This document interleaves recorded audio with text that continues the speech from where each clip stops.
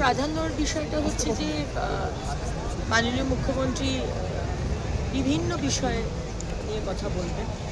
আগের দুটো বৈঠকে যেটা আমরা দেখেছি, তার মধ্যে ল অ্যান্ড অর্ডার, সামনের মনসুন যেটা আমার ডিপার্টমেন্ট, ড্রেনেজ পরিষ্কার,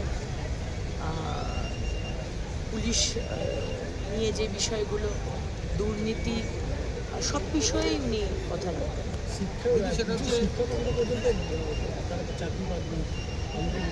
দেখুন, আজকে মাননীয় মুখ্যমন্ত্রী অলরেডি বলেছেন যে আজকে যে পরীক্ষাগুলো হবে সেখানে কার্বন রেখে যে 1 কপি স্টুডেন্ট বাড়ি নিয়ে যাবে এবং 1 কপি সে জমা দেবে।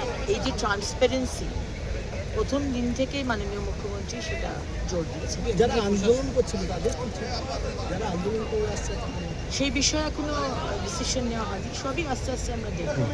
প্রশাসনের বতিয়ানা কাজে অন্যদিকে সমন্বয়, জনপ্রতিনিধিদের সঙ্গে সমন্বয় আমরা বিগত বৈঠকগুলোতেও দেখেছিলাম। এটা খুব আমাদের সরকারের একটা খুব ভালো দিক বলবো, বা রিমার্কেবল একটা পজিটিভ দিক বলবো, যে এতদিন 15 বছর আমরা যখন বিরোধী ছিলাম আমাদের কোনোদিন ডাকা হয়নি কোনো প্রশাসনিক বৈঠক তো দূরের কথা, কোনো উৎসবও কোনোদিন ডাকা হয়নি। কিন্তু আজকে এই বৈঠকগুলোতে যারা অন্য দলের বিধায়ক রয়েছেন, মূলত যারা টিএমসির বিধায়ক বা ইভেন অন্য দলের, তারা কিন্তু এই প্রশাসনিক বৈঠকে ডাক পাবেন। কারণ মাননীয় মুখ্যমন্ত্রীর খুব স্ট্রিক্ট নির্দেশ যে বিধায়কের মাধ্যমে কিন্তু যা কাজ সেটা করতে হবে।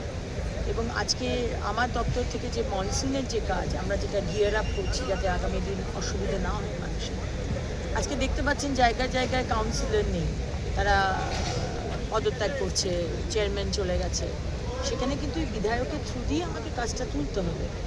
সুতরাং আজকে এখানকার যারা বিধায়ক, যে যাদের ডাকার কথা, সবাই কিন্তু এখানে আমন্ত্রণ পেয়েছে।